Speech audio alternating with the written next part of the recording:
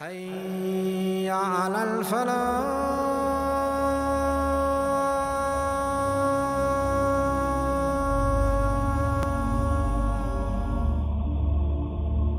The story of Musa and Al Khidr alayhi salam. This story originates with Prophet Musa alayhi salam giving an amazing speech about Allah's creation and how Allah created the heavens and the earth and what the heavens look like.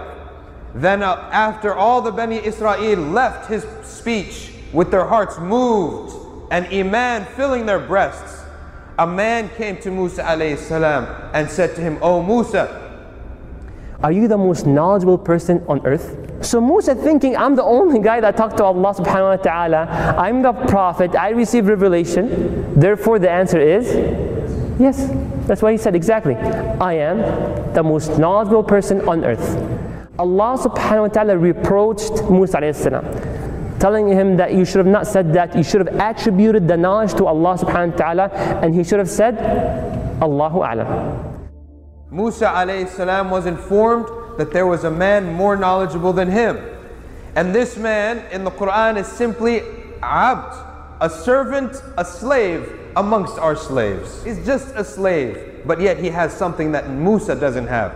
Allah subhanahu wa ta'ala, as they were walking and he was traveling, he said, Moses, look at that bird. And he watched the bird. And he said, watch as the bird takes a drink from the ocean.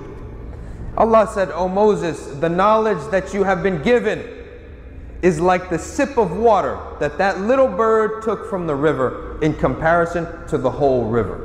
So Allah subhanahu wa ta'ala revealed to Musa alayhi salam, Ya Musa, I have one of my slaves in Majma' al-Bahrain who knows more than you. Do you know what he said? How can I find him? When you see a big rock, there's going to be a man there.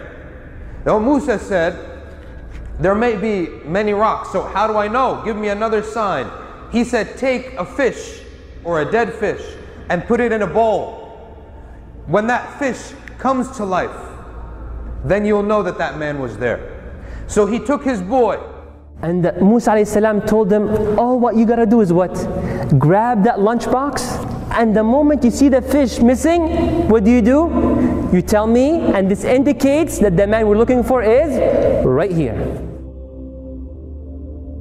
Prophet Musa alayhi salam says, I will not quit until I find this man, even if I have to walk a long time until I find the place where the two seas parts, which means where the river splits and two rivers come together, even if I have to walk for an eternity. This is the Prophet Musa alayhi salam. He speaks to Allah subhanahu wa ta'ala. As they were walking, they saw a rock where they chose to settle and relax. So Musa alayhi salam sat along with Yusha and Nun, they slept. When they slept, what happened? Allah subhanahu wa ta'ala ordered that water, because they're walking on the shore, right? The seashore. The water came somehow and some drops on the fish. And then the fish came back to life. That fish jumped out of that lunchbox and made its trace towards the water and then jumped in. When they woke up, Musa alayhi salam walked along with Yusha bin Nun. And Yusha did not notice the fish was missing. They kept walking and walking all day until the night came, until they both slept, until they both woke up. And then he asked Yusha, get us some lunch. And then Yusha remembered the fish. And he said, oh Musa, I remember now, Shaitan made me forget to tell you that fish woke up and jumped out of the bowl and into the river and swam away some ways back. The fish jumped out of the bowl and swam away. Is that something you would forget?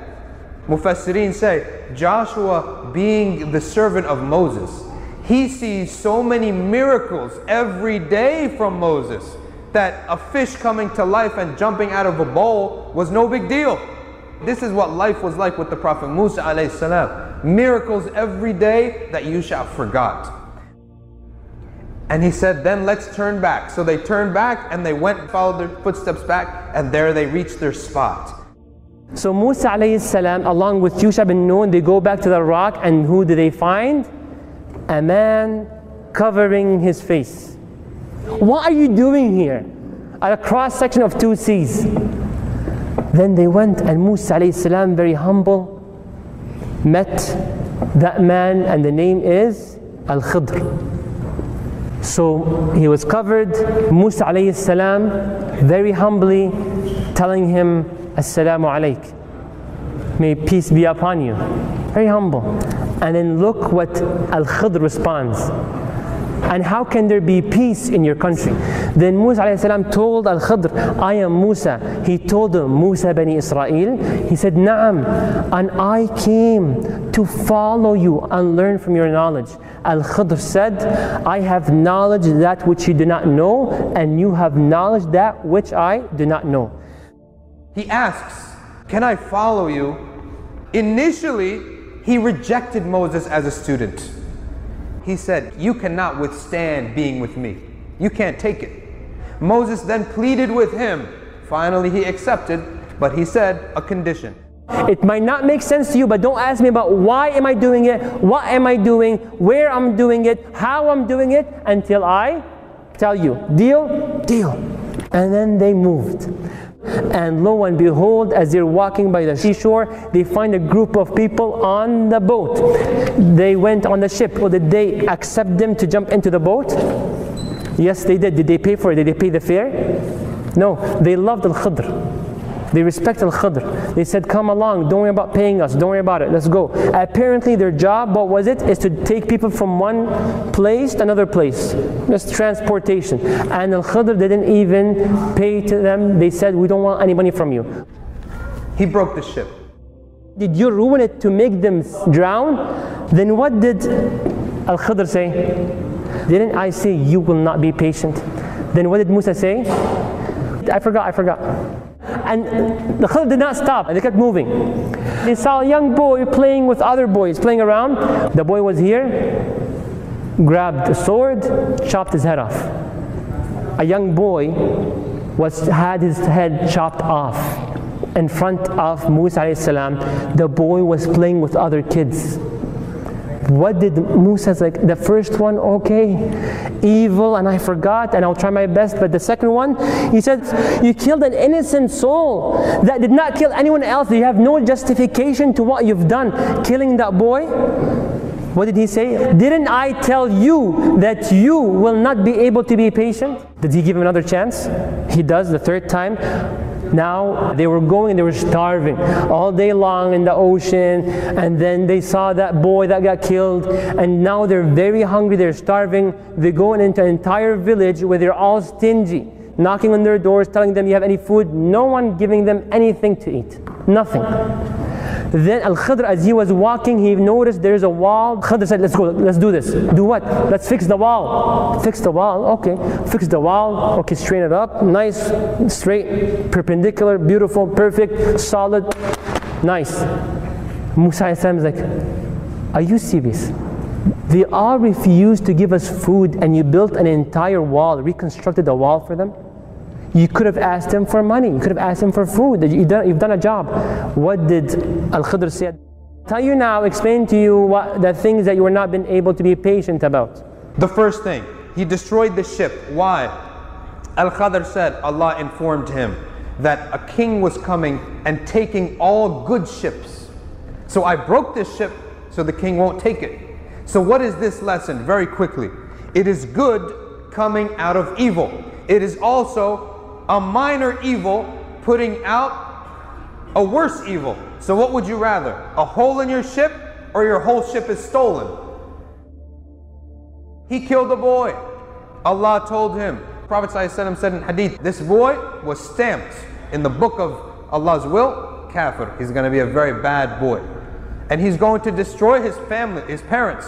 Al Khidr killed him, so that their parents will be alleviated from the tribulation he will bring. Again, a very bad evil, very bad. Losing a child, this is one of the worst things that could happen to a mother and a father. Why? To avoid a far greater evil he will destroy them, and they may become kuffar as well because of him. He built the wall. undeserved charity or misplaced charity. Why? Amongst every evil people, there are some innocent children. And Allah told him, Al Khidr, under this wall is a treasure for 2 innocent boys in this village. If these people are so wicked, if this wall collapses, they will steal the treasure. And these 2 orphan boys will have no wealth to live off of. So build up this wall again to protect it from the evil people of this village.